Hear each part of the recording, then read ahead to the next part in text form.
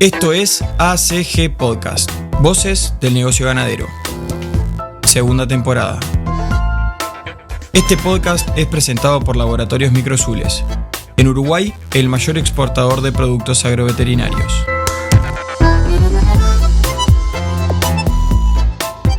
Hola a todos, bienvenidos, qué gusto saludarlos. Es un placer enorme dar inicio a una nueva edición, un nuevo episodio de ACG Podcast Voces del Negocio Ganadero. Y hoy en el estudio, acá desde Sound City Carrasco, volviendo a recibir un invitado en el piso. Y es un placer para mí en el día de hoy recibir al presidente de la Asociación Rural del Uruguay, Rafael Ferber Artagaveitia, con quien vamos a estar conversando sobre su historia, sobre su trayectoria y también sobre los principales temas que en este momento más preocupan al sector agropecuario nacional. Rafa, gracias por haberte arrimado acá al estudio. Bueno, gracias a vos por la entrevista y a la orden.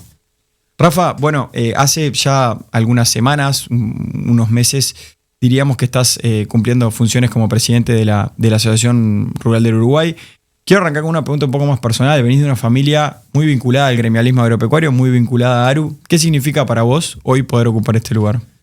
Bueno, la verdad que toda la vida uno como que lo ve muy cercano, ¿no? Yo lo veo cercano. Al día de hoy tenemos conversaciones por distintos temas. Yo digo, yo eso ya lo escuchaba, tenía 7, 8 años, iba en el asiento atrás del auto. La clásica era ir los viernes de noche de Montevideo hacia el campo o venir el domingo de noche para atrás y ya escuchaba de ese tema. Porque, claro, viste, es como que ya lo tenés internalizado. Muchos temas muy repetidos de esa época hoy. Hay temas que se repiten, sin duda. Relacionamientos con el gobierno es un tema que se repite y se repite. Y lo vas como internalizando. Entonces, la verdad es que hasta el propio día que arranqué, que yo empecé con Ricardo Reilly en el 14, y la verdad que entrás y ya a las dos reuniones te sentís que calzás ahí. Esa es la verdad. Y después los hechos me han ido llevando y uno es como un proceso que se va metiendo de a poquito. Y si me decís qué es lo que te da cosita, a mí me da cosita el discurso del Prado. Hay que pasar ese discurso. Como algo que, cuando lo pases... Te da un poco pánico escénico. Quedó atrás, ¿viste? Porque sí, la verdad que es pesado. He visto durante muchísimo tiempo a muchos presidentes buenísimos llegar ahí y estar muy nervioso, porque realmente este es un lugar complejo. Aparte hablas, a mí me gusta prepararme, ¿no?, en esas cosas, y hablas con expertos en oratoria y eso te dicen, vos es el peor lugar del mundo, lugar abierto, alto. De un lado tuyo es la nada, no hay nada, porque vos estás arriba, del otro lado te miran todos de tu costado. Sí, tiene una posición particular el presidente de Uruguay. Es el peor lugar del mundo, te tenés que abstraer de esa zona, porque después vos es un lugar cerrado, con la gente parada y vos también. Hay maneras donde es mucho más cómodo, mucho más natural, y hay maneras donde es absolutamente antinatural. Incluso el Prado es un punto que hay que superar. Si hablamos de gremialismo, que es una actividad a la que muchos, en el caso del sector agropecuario, muchos productores o muchas personas del rubro realizan de una forma honoraria, voluntaria, dedicando mucho de su tiempo a algo que toma mucho tiempo también. ¿Lo ves como algo medio pasional a ese tema? Sí, claro que sí. También lo veo como, personalmente, es como que en algún lado hay que servir. La verdad que sí, sin ponerle color, pero le pasa hasta el que es dirigente de un cuadro de fútbol, el que hace cosas de noche para determinadas actividades. Hay un mundo de actividades que la gente hace honorariamente. En este caso, capaz que llama un poco más la atención. Mucha gente que no está en el entorno, que cree que son trabajos pagos, porque son visibles y la gente cree que tiene algo atrás de plata, pero en verdad en el fondo también haciendo donde uno elige servir. Yo personalmente, porque también te gusta el gremialismo, es un hecho, porque hay gente para todo y que te puede gustar o no, elegí acá, esa es la realidad. ¿Disfrutaste el tiempo como director de exposiciones o es un dolor de cabeza interesante en Melilla, en el Prado? Hay partes disfrutables y partes que fueron un calvario. Esa es la verdad. Las que fueron un calvario en este caso es porque no la veíamos venir, como fue la pandemia. Claro, la pandemia te tocó ahí. Claro. Qué lindo. Por eso. Pero eso no es que digas, me meto en un calvario. La situación te lleva. Sí. ¿Viste? Y la tenés que remar. Ahí. Y fueron 2 años de pandemia y el primero, nosotros llegamos inconscientemente en el sentido de decir, remamos con el gobierno, remamos en todos lados, que fue una peleada muy dura para armar la exposición. Y la verdad que fue dramático, porque bueno, un día vamos a tener que hacer un libro del tema, porque todos los cuentos, todas las cosas que nos pasaron desde antes de empezar, de abrir, que normalmente en una exposición se dice, es complicado antes, pero el día que abre fluye. Porque ya los temas, viste, bueno, se tienen que ordenar y fluye. Bueno, esto no fluyó nunca. Nunca, hasta que se cerró, fue todo un drama que es interno, no se ve por muchas situaciones que pasaron. Y realmente fue decir, nunca más. Y al año siguiente, cuando vimos que nos metíamos de vuelta en una posición de pandemia, a los 2 meses antes, el equipo, poner que yo soy honorario y tengo para salir y para despejarme, el equipo que trabaja ahí 2 meses antes se veía que de vuelta nos metíamos en el mismo problema con el tema de las vacunas. El segundo año era va a quedar en la interna nuestra, para la historia, el tema de los certificados de vacunación, que fue dramático, no sé, claro, porque 2020 fue no mucho se imagina. 2020, Rafa, fue mucho más restringido desde el punto de vista de la gente y todo eso con el aforo. En 2021 fue todo el tema de las vacunas, así, ¿no? Es así. Digamos, el 2020 fue 1/3 de la capacidad, el 2021 fue 2/3 de la capacidad. El 2020 llegamos hasta ahí en una guerra, Ministerio de Salud Pública, Poder Ejecutivo, dentro de una guerra en el buen sentido. El Ministerio de Salud Pública no la quería hacer. Claro. Mirando el mundo con todo sentido, no la quería hacer. Sí. Y el Poder Ejecutivo se había comprometido y la quería hacer porque era básico para reactivar la economía, porque, digamos, para dar algo de trabajo. Digamos, yo siempre hago un cuento. 2 días antes de abrir, en el Prado, había un tipo de una empresa de las que preparan los stands, con una maceta grande, metiendo enterrando un caño grande, y el tipo con el tapaboca dándole la maceta, solo. ¿Entendés? Ponete en la situación, tapaboca, sí. sudando, y vos decís, el flaco está desesperado para hacer un mango, y si lo veían que se sacaba el tapaboca, se lo arrimaba uno y decía, te lo tenemos en tapaboca. Era así. Entonces, realmente, nuestro con el Poder Ejecutivo, que en ese momento fue con el presidente, el secretario de Presidencia, fue la lógica, es decir, son como 10.000 puestos de trabajo. Hay gente que no trabaja hace 6 meses y no hay un caso, porque no había un caso. Tenemos que tratar de hacer algo para ver si se puede hacer después. Porque como todo acá se termina politizando, nos pegan del otro lado, y la verdad es que el gobierno pretendía tratar de hacer eso, porque no se sabía que después iban a empezar a haber casos. Después tratar de hacer el carnaval bajo esas condiciones. Entonces tenía un sentido, pero fue muy difícil. El siguiente año nosotros entramos, que llegábamos a eso, ¿no? Bueno, en la de la pandemia empezamos, y el primer día un mensaje muy largo del Ministro de Salud Pública al Secretario de Estado diciendo que eso iba a ser un desastre porque habían ido y no encontraban las cosas como se suponía que tenían que estar en el primer día. Pasaron muchas cosas, como que el protocolo, que era un libro de como 200 páginas que había que cumplir, lo cambiaron a último momento y no nos avisaron. Habían cosas realmente complejas. Digamos, fue muy tenso. Lo pudimos solucionar porque el Ministerio de Salud Pública mandó gente que con sentido común, que primero bastante tenso todo, pero se pudo solucionar, y la verdad que terminamos trabajando muy bien, pero muy tenso todo. Para el segundo año con la vacunación era otra película, porque a vos te decían, no puede pasar a que no tiene carnet, vacunas, las 2 vacunas. Bueno. La gente llegaba a la puerta y decía, yo tengo 2 vacunas, pero no son esas 2 vacunas. Bueno, no sé. Sí. Y pará, y si tenía 12 años no le habían dado la vacuna, pero si tenía 12 años y 10 días, y vos tenías en las puertas un lío enorme, igual fue mucho más, la del 21, salvo las vacunas, fluyó. Llegamos muy mal, muy tensos, pensando que iba a ser lo mismo el año anterior, y después llegó el momento, fluyó. Así que esas quedaron. Quedan para. Después voy a comprar el libro cuando lo escribas. O capaz que me regalas tiene que morir mucha gente, porque si no.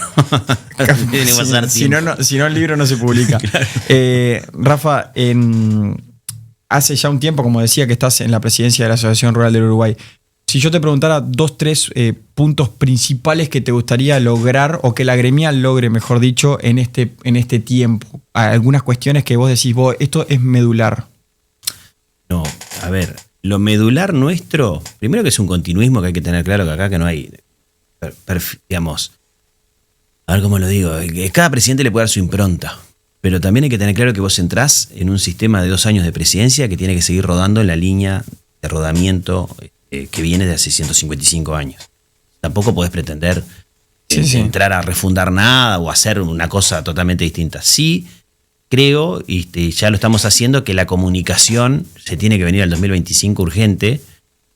Veníamos mejorando, creo que ahora pegamos un salto, entramos en las redes, entramos en ese mundo que el socio vea qué hacemos. Nosotros siempre, la rural siempre tuvo la impronta de poca comunicación hacia afuera y mucho diálogo hacia adentro con el gobierno, ¿viste? Y vos, para tener un diálogo sano con el gobierno, si vos hablas mucho hacia afuera, te complica. Temas de hoy, bueno, si vos pegas mucho por algún tema, después te va a complicar el relacionamiento, eso es evidente. Pero no lo puedes dejar de hacer, porque para mí lo que sí es clave es que la rural ya lo tiene de por sí la representación del sector agropecuario, por más que hay más gremiales, entre todos nos compartimos esa representación, pero uno intenta agarrar fortaleza en eso. Y bueno, en la comunicación es clave eso. Y en 2 años, que me preguntás a mí qué me gustaría, y bueno, en 2 años quedar fuertes, por como es la rural, de la representación dominada y que la persona, independientemente si es socia o no, eso para nosotros es menor, más que tenemos muchos socios, se sienta representada cuando habla la rural. Eso es, yo diría que es algo que quiero que en 2 años quede más afirmado. Yo creo que es un proceso que viene, que en algún momento capaz que quedó más flaco y viene mejorando hace ya bastante y espero que siga mejorando. Vamos a charlar de los principales temas, al menos los que están más en agenda por estos días. Quizá podríamos empezar hablando por el tema de la concentración de la industria. ¿Has tenido ya en alguna otra oportunidad, digo, no es novedad, alguna de tu opinión o la opinión también de la rural ahora con la posible llegada del Grupo Alano Uruguay, el negocio que también lo denegó la Comisión de Promoción y Defensa de la Competencia el año pasado, que ahora está en una nueva etapa? Ya es en ciertos sentidos de público conocimiento lo que es tu opinión y la opinión de la rural, pero ¿cómo vienen siguiendo este tema? Muy de cerca, yo creo que muy profesional. Vamos a seguir el tema hasta que se termine el todo. Pensamos que se había terminado y volvió, y bueno, hay que arrancar otra vez, como quien dice. Lo hicimos ya hace un tiempito, estamos bien coordinados, estamos haciendo varios trabajos, esperando, como quien dice, que la comisión nos dé vista en el tema. No sabemos si eso va también a pasando o no, porque todavía faltan puntos anteriores para llegar a eso. Y bueno, yo creo que son de esos temas donde la gente se siente representada por la rural. El productor se siente representado. Y de primera, cuando nosotros empezamos con esto con Patricio, el presidente, era el 23, mucha gente nos preguntaba qué hacíamos, a ver si pensaban que ibas contra el libre mercado, ¿verdad? Muchas líneas que hoy están perimidas, ¿no? Todo el mundo tiene claro por dónde viene esto.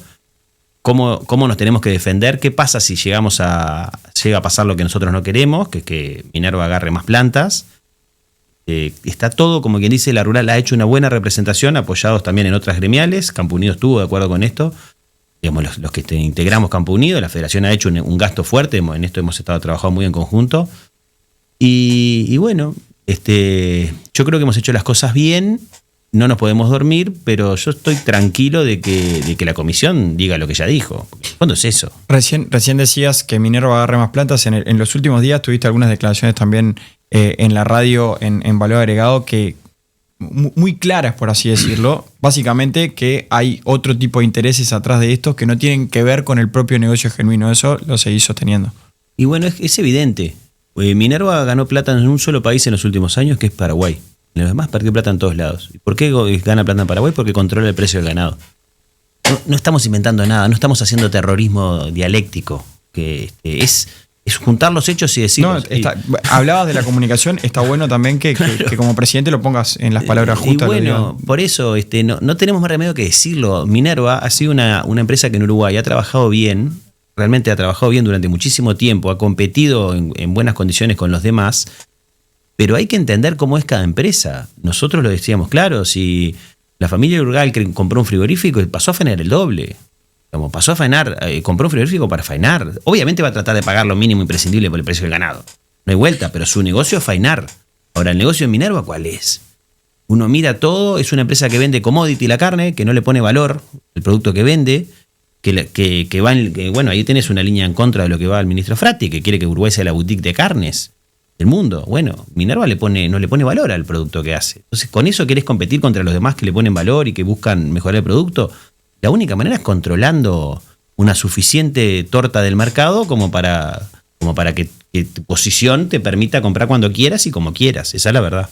Digo, obviamente esto depende del Ministerio de Economía en este momento, digo, de una dependencia del Ministerio de Economía. Desde ARU lo siguen de cerca.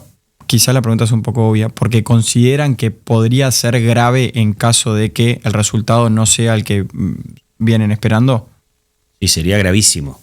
No consideramos que podría ser. Estamos convencidos que va a ser grave. Bien. Digamos, no tenemos, y no le hemos cerrado en esto. Porque también a veces uno tiene que ser honesto con lo que ha pasado, lo que dijo y lo que terminó pasando. Esa es la realidad. En este caso no le hemos cerrado. Y en eso es parte de nuestras argumentaciones. Ya se lo llevamos a la Comisión de la Competencia. Miren lo que dijo Minerva cuando compró BPU, lo que iba a hacer y lo que hizo.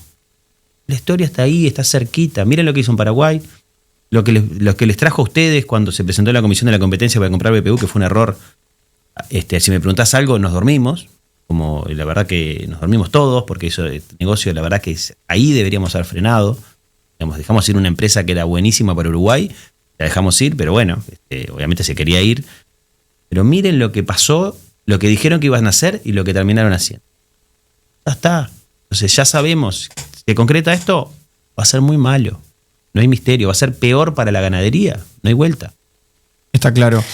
Vamos a otro de los temas importantes por estos momentos. La compra del Instituto de Colonización de la Estancia María Dolores. También Aru se ha expresado sobre el tema. ¿Qué opinión te merece esto que todavía está muy fresco, muy en la agenda de las personas, incluso con novedades que pueden estar sucediendo en los próximos días? Pero puntualmente lo que es la operación de colonización, ¿cuál es tu opinión y la de Aru?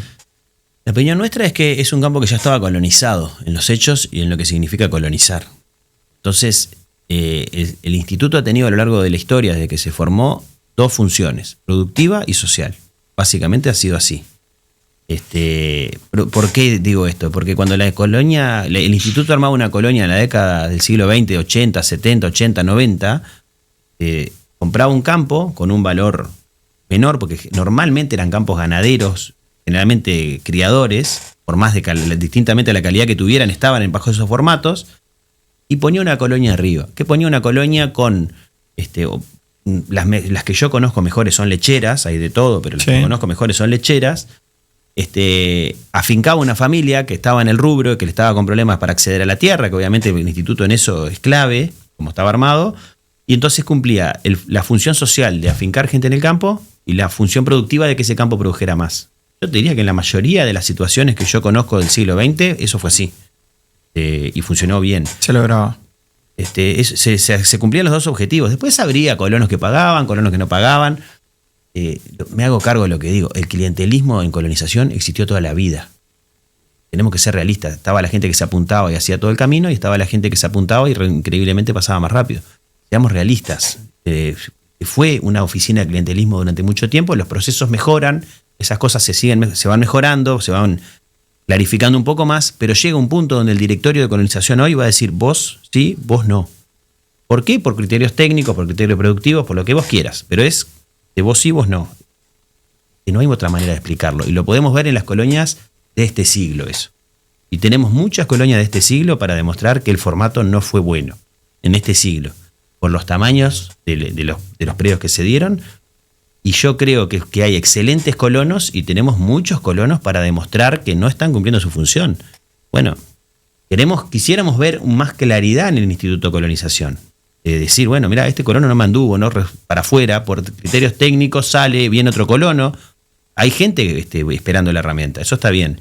En este caso puntual, bueno, la verdad que tampoco es... A ver, primero, nosotros vemos que es todo legal, que los pasos se cumplieron correctamente. Uno le puede gustar más o menos, bueno, para nosotros es apresurado, pero los pasos se cumplieron. Bien. Se hizo todo legalmente, el precio es de mercado, no hay duda al respecto. Se compró, se hizo la opción en un negocio que se hacía, así que eso no hay duda al respecto. Lo que vemos es que ya estaba colonizado, entonces este campo va a producir menos. Entonces nosotros nos juntamos con Nodone, buscamos... queremos ser pragmáticos. ¿Qué significa esto? Que vamos con Odone con ideas que sabemos que Odone puede implementar. Es decir, bueno, no va a tocar nada que le afecte el bolsillo. Entonces, Odone nos dice de las microreformas, de las tasas, que hay que trabajar en todo ese aspecto para mejorar la competitividad. Y bueno, nosotros le vamos y le llevamos el LATU. Sabemos que no te afecta y sabemos que nos cuesta 16 millones de dólares por año. No le llevamos todas las tasas que están dentro del Ministerio de Ganadería, se las nombramos, que se cobran para nada, que terminan en rentas generales, porque sabemos que las precisa. Bueno, aparte le hablamos de colonización. Este campo pagaba hasta sobre tasa de patrimonio. Pagaba todos los impuestos. Ahora va a pagar menos, seguro, y encima está en una zona donde siempre vas a tener que ayudar a ese productor a funcionar, porque está en colonización, no hay misterio. Va a producir menos, lo sacaste de un sector de una escala que siempre pagó todo, que nunca es ayudada bajo ninguna crisis, bajo ningún momento ese tipo de explotación le ayuda al Estado en nada, siempre paga los impuestos, y la pasaste a una escala ayudable, totalmente en contra de lo que nos dice el gobierno que quiere hacer, digamos. Nos habla de microreformas, esta microdecisión, porque hay que tener claro que es una microdecisión, acá no pasa nada, esto sigue circulando. Esta microdecisión va en contra. ¿Qué pretendemos nosotros? Que se mejore de acá en adelante, si esta colonia está y se va a trabajar, perfecto, que vean cómo hacen. No da para más el tema desde ese punto de vista para nosotros, pero de acá en adelante que se vea que colonización debería comprar montones de minifundios que están en todas las zonas, por ejemplo, Canelones, cercanas a a las ciudades del interior, que no producen nada, porque la escala no les da, y está claro que el propietario está trabajando en la ciudad o en algún otro emprendimiento, o que lo ayuden a producir, o que instalen un colono ahí. Hay un mundo para colonización, para hacer y para ayudar a los colonos. No estamos en contra de la figura del colono, eso es muy difícil desplazarse acá y que no te tomen datos como que estás de un lado o del otro. No es así.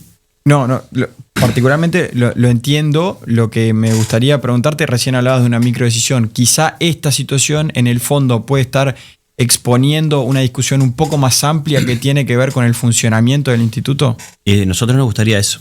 Nos gustaría un instituto mucho más transparente, menos secretismo. No es en esta administración, es histórico. El instituto es un secretismo. Andá a pedirle un dato, te encomiendo que le pidas datos a colonización, de tamaño de renta, de rentabilidad de los colonos, sobre las distintas colonias que se han asignado en el siglo XXI, datos productivos. Encomiendo a cualquiera que vaya y lo pida en colonización a ver cómo le va. Pasamos a algunos otros temas. Por ejemplo, tema garrapata. Un tema súper importante desde el punto... Ahora, estábamos hablando de temas que pueden vincularse un poco más a la parte política. Esto va netamente hacia lo productivo, pero también involucra, por supuesto, al Ministerio de Ganadería y a la actividad de las gremiales. ¿Cómo vienen siguiendo ese tema? ¿Qué expectativa ven, por lo menos para este año, para los próximos meses? Bueno, vemos un ministerio que está trabajando bien en el tema, que está basado en lo que se venía aplicando en el gobierno anterior.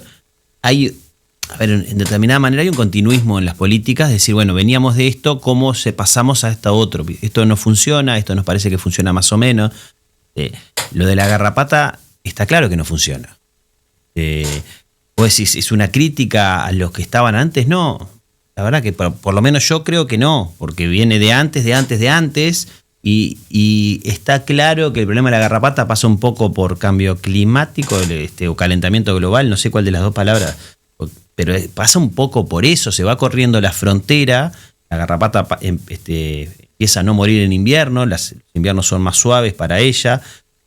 Está claro que la forestación, como una de las causas que trajo atrás, es que, bueno, en las forestaciones no muere, eso está claro. Entonces, el proceso va empeorando de a poco. Hay que tener también claro que hay herramientas que en el siglo XX funcionaban, como era el recorredor, ese tipo conocido del Ministerio de Ganadería que iba con el recado y se subía al caballo y salía, que no existe más. Sí. Y no lo pidan, porque no lo tenemos los productores de ese personal. O sea, estás pidiendo cosas que no van a ver. Entonces, está claro que han cambiado muchas condiciones y en esto hay que tratar de dirigir el rumbo a lo mejor posible. Está la luz ahí de la vacuna. Yo creo que todo lo que ayude por ese lado hay que aplicarlo, por más que los porcentajes no sean excelentes. Si no tiene efectos secundarios, a mí me decís, bueno, pero cubre un 40%. Ah, bueno, pero yo por 40% hoy firmo. Si no me trae ningún otro problema, realmente los costos que tenemos hoy de los productores que tienen garrapata en verdad, en costos de baños, de movimiento, de pérdida de quilas oculto que nadie le pone número, de ir cada 20 días a las mangas, a los baños. Hay que apuntar por ese lado de tecnología. Tenemos un tipo de ganado básicamente británico, que es mucho más susceptible, por eso cuando te empezás a ir al norte, vos no escuchás que los paraguayos tengan problemas. Por ejemplo, que hablamos de los brasileños. Sí. Y bueno, es algo controlado, con el que conviven, todo el mundo tiene, el ganado va para acá, para allá, pero tienen otro tipo de ganado, eso también hay que tenerlo claro. Otro de los temas que, bueno, hoy más temprano hablabas un poco en chiste, un poco en serio, del tema del discurso del Prado. Hay algo que se repite en el discurso del Prado, que creo que se repite como reclamo de las gremiales agropecuarias desde hace muchos años a esta parte, que es todo el tema de la competitividad, ¿no? Todo el tema del costo de la energía, tipo de cambio, etcétera. Ya veremos cuando dé tu discurso del Prado, pero imagino que va a ser un tema que seguramente pueda estar allí. ¿Cuál es la foto actual de todo eso ahora? Y es muy mala. Es innegable que es mala. La competitividad de Uruguay es caro. La falta de competitividad se basa en una política de Estado casi. Donde colonización es una de las explicaciones. Al final de cuentas, el formato de trabajo es una de las explicaciones. El combustible es otra explicación. La energía eléctrica es otra explicación. La realidad de un país chico que tiene que exportar y que es tomador de precios, evidentemente es otra. Y después cuando te entra todo ese mundo de dólares que tiene el déficit fiscal, que lo tenemos ahí, te entra todo ese mundo de dólares, nos pegan las monedas y somos menos competitivos todavía. Nos comparan, eso lo hablamos con Tolosa, nos comparan con economías de primer mundo y con otras realidades.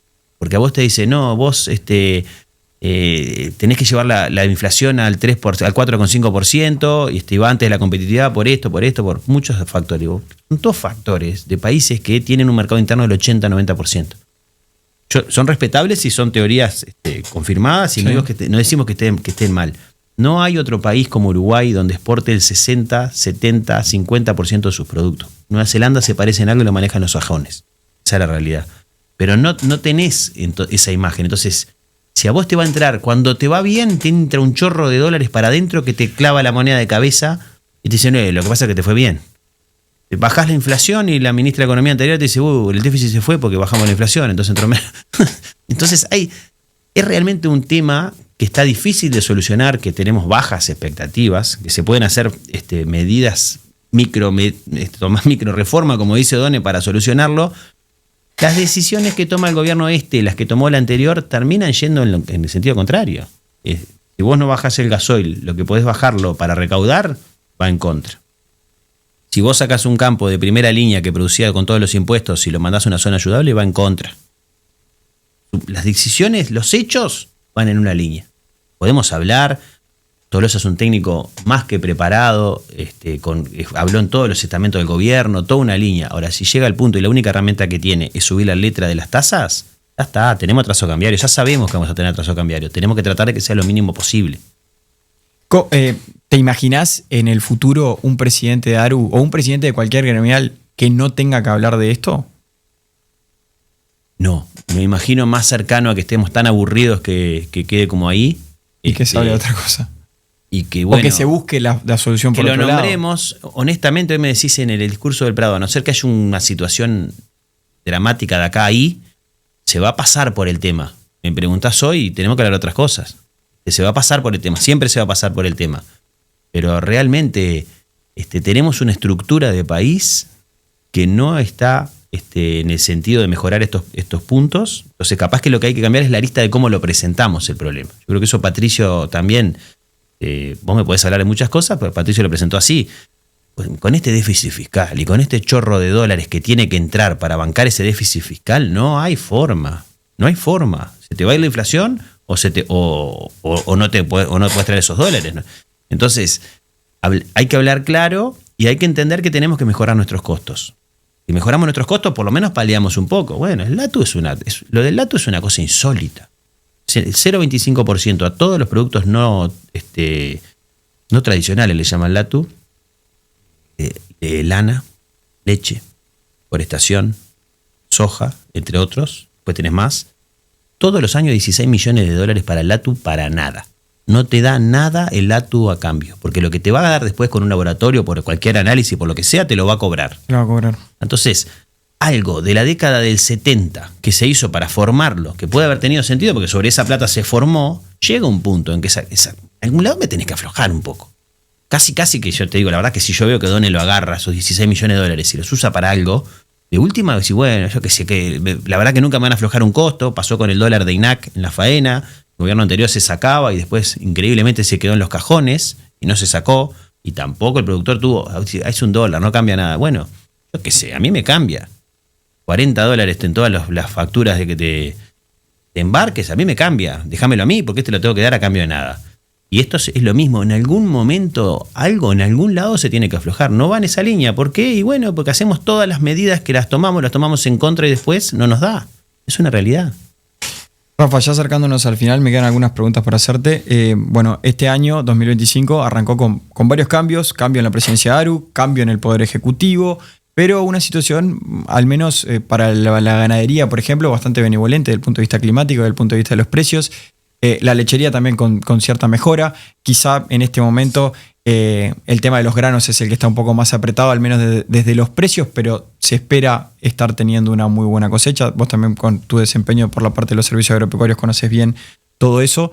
Si yo te pido un concepto o que me hagas un resumen de cómo ha venido hasta ahora estos meses del año para el negocio agropecuario, ¿qué me contestarías? Para mí viene muy bien porque básicamente funciona el primero y básico de todos los indicadores, que es el clima. Más acá, más allá, si nosotros tenemos clima, nos va muy, no hay, para mí, a mí personalmente es lo que más me funciona en el estado de ánimo. Vos con clima, con buena producción, que los terneros nacen y andan bien, los cultivos vos sembrás y nacen y producen. Yo creo que eso es la base más importante nuestra. Y después yo quiero dejar un concepto que veo constantemente, que me rechina, que es la anteponer rubros del sector agropecuario. A la ganadería le están dando tan bien, nuestra ganadería y nuestra lechería, porque tenemos agricultura. A la agricultura los precios no le cerrarán mucho, pero está colocando todo el maíz que puedes colocar a la ganadería y la lechería. Entonces, hay una sinergia entre los sectores que realmente funciona en Uruguay. No es la lechería o la ganadería. Bueno, ahí tenés uno, por ejemplo. La ganadería te habla de datos y como si la lechería no le aportara a la ganadería. Es obvio que están correlacionados. Y la agricultura ni te cuento con las dos. Andá a hacer un destete precoz en agricultura en Uruguay, ¿cuánto costaría la ración?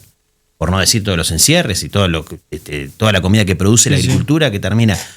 Los sectores en el sector agropecuario se suman, pero no se suman por una cuestión de que queremos sumar más el número. Es porque están interrelacionados entre ellos. Incluir la forestación. Si no hubiera forestación en determinadas zonas de baja producción que le permitan a ese productor. Yo defiendo mucho la ley, una renta. El 8% que podés forestar en zonas que no son de aptitud o de prioridad forestal. De aptitud dirían mis asesores de ahora, que no diga prioridad, que es aptitud forestal. Bueno, esa gente que cobra una renta, que encima tiene abrigo, que mejora la condición de su campo, funciona, es sinergia entre rubros. El sector agropecuario tiene que hablar de eso. Después, la verdad, si UPM te encaja un tren negociado con el anterior gobierno, que ahora en el ferrocarril central, para no ir a un arbitraje, pagan 200 millones de dólares, bueno, eso no es la agropecuaria. Esas son negociaciones de industria con gobierno que se van por afuera. Podemos quejarnos de eso, podemos criticar eso, pero hay que entender que en el sector agropecuario todos los rubros están interrelacionados y funcionan en su suma. Con ese tema, recién hablabas del clima, ¿son optimistas de que en este quinquenio se pueda lograr algún avance considerable en una estructura quizá política de Estado con el riego? O sea que yo en la exposición del 22, yo era director de exposiciones y me pasé toda la antesala de la exposición diciendo que los cambios en la agropecuaria eran estructurales. Teníamos un ovillo de 5 y pico, una soja de $500. Y había también a la exposición y decía, por suerte acá nadie mira lo que dice el director de exposiciones porque los estructurales duraron 20 días. Entonces, honestamente, yo tengo poca expectativa de nada. Acá el ganado vale mucho ahora, las condiciones climáticas están buenas. No sabemos qué va a pasar ni en la primavera que viene. Tenemos que levantar la cabeza y defendernos. Ahora, lo otro es muy cuento de analista, como los que te dicen el dólar a fin de año va a valer tanto. Es insólito. Te lo dicen, pero lo peor es que todos lo escuchamos y después nunca coincide ni cierra. Los informes climáticos que te hablan de clima te dan un pronóstico a 15 días y vos sabés que si le sacaras una captura de pantalla a ese pronóstico y lo miraras a la semana, cambió 7 veces, 8 veces y todos lo miramos. Sí. Es lo mismo. Es lo mismo. No es que sea optimista o no sea optimista, es que la realidad no se ha manejado así. Esto es mucho más corto. Bien. Rafa, la última para cerrar, quiero hacer mención a lo que fue uno de tus discursos en la expo, en la última rural de Melilla. Me corregirás si me equivoco, pero creo que fue la última vez que todavía Patricio estaba como presidente, ya a partir del lunes vos tomaste funciones como presidente de ARU. Qué bueno, hablabas un poco de esto que mencionabas al final, de no hablar por rubros, sino de hablar como un Uruguay integrado. Hacías una descripción que está bueno que la gente que no la escuchó la pueda buscar. de un camino de tropa que nace en Melilla y que atraviesa todo el Uruguay describiendo los distintos... y yo me acuerdo estar ahí cubriéndolo para los medios en los cuales trabajo y ver mucha gente con un perfil, sobre todo gente más vinculada a la Intendencia de Montevideo, etcétera, con un perfil más citadino, escuchar con muchísima atención ese relato. Y mi pregunta va un poco por el lado de decir, bueno, ese tipo de cuestiones de contar de nuestro Uruguay rural así, ¿pensás que también pueden contribuir un poco a eliminar esa falsa brecha campo-ciudad que existe? Totalmente de acuerdo. Yo creo que nosotros, como representantes del sector agropecuario, tenemos que dejar de victimizarnos en muchos sentidos en el propio relato. Tenemos que dejar de tener una posición, que vos sos de este rubro y lo tenés claro, esos videos que hablan de los fenómenos que somos, de todo lo que producimos, de todo lo que alimentamos a la ciudad, de todo lo que nos necesitan, tan divino, nosotros lo miramos y se nos cae la lagrimita, pero el del otro lado no le gusta tanto que le digas una realidad que en el fondo te puede decir, y vos precisás los hospitales, y vos precisás los sistemas financieros, y vos digamos, creo que en eso hay que trabajar mucho. En ese discurso yo pensaba el otro día, si yo hubiera sabido de lo de colonización en ese momento, lo hubiera tenido en la cabeza, le hubiera nombrado toda la salida a Montevideo y de Canelones, todos los pedazos que están sobre Chilca en ese camino de pequeños espacios que debería colonización accionar. La verdad que el camino de tropa, lo que para mí lo más rico fue eso, que vos sobre ese eje, y es como después lo planteé como un árbol, porque en un momento obviamente se bifurca muchísimo, no llega firme hasta Rivera, se va bifurcando, es que pasa todo en ese camino. Todo termina pasando, pasa muy cerca de María Dolores, pero todo va pasando y en ese camino podés explicar muy bien todo lo que tiene que hacer, lo que podría hacer un instituto como colonización sobre esa base de camino. Eso es una realidad, la verdad que coincido, sí. Con otro concepto que me parece bueno refrescarlo. Hubo una época en la que el Uruguay era desde el interior hacia Montevideo y vos lo dijiste, hoy muchas cosas son al revés. Los conocimientos, etcétera, la expansión de la tecnología, que también tiene ese ida y vuelta. Que bueno, creo que también colabora un poco a esto que estábamos conversando. Uno de los temas que estamos hablando, nosotros queremos en el Prado llevar los liceos de Montevideo, de las zonas que tengan menos contacto con la agropecuaria, básicamente no para decirle de vuelta lo mismo, lo lindo que somos y lo crack que somos, para decirles vos, en este mundo hay tecnología de avanzada, hay robótica de primer nivel, hay un relato que es verdad, el antagónico a nosotros, que dice que estamos atrasados, que le pegamos a los peones, todas esas cosas, bueno, es lo que escuchan los chicos y la verdad que es la campana que tienen. Entonces, ¿qué les va a quedar en la cabeza? Producimos en base a explotar al personal, son grandes escalas, todo eso que se le vende. El ambiente. Todo sin cuidar el ambiente, rompemos todo, la soja te va a pudrir todo la forestación te va a tomar el agua del acuífero, cosas que deberían estar perimidas, pero que las siguen diciendo en esos ambientes, decir, bueno, vení, mira, fíjate, ¿sabes qué? No hay nada con más tecnología que un eucalipto. Porque ni siquiera estoy hablando de genética animal, un eucalipto. Mira, ¿sabes qué? Cuando vos vas acá, la robótica, digamos, es mostrarle, uní esos mundos. Capaz que de las clases de liceo, de esos entornos, tenés 30, capaz que a 20 te dicen me está mintiendo. Pero capaz que 10 que dicen, voy a escuchar. Y eso hay que trabajar, hay que llegar, hay que romper eso porque no tenemos gente para trabajar. No es porque seamos angelitos. Eso es lo otro que uno dice, ¿por qué haces esto? No es porque no soy un angelito, nos quedamos sin gente. Por eso colonización es importante y el colono es importante, porque la finca en el campo. Miren el ejemplo de Australia, en el mundo ya pasó todo. Llega la cosecha y salen a buscar gente en el mundo para subir arriba de las cosechadoras. Porque no tienen gente propia. Entonces nosotros tenemos que hacer ese esfuerzo y tenemos material todavía para hacerlo. Rafael Ferber, presidente de ARU, gracias Rafa por hacerte el rato, venir acá al estudio, charlar para ACG Podcast. Ya lo habíamos hecho contigo como director de exposiciones, hoy nos visitaste en el estudio, gracias por tu tiempo y después del discurso del Prado te invito de nuevo, ¿está bien? Bueno, como a la orden como siempre, vamos a ver. Gracias Rafa.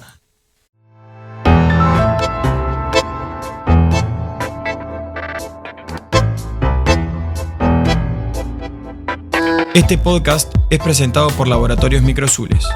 En Uruguay, el mayor exportador de productos agroveterinarios.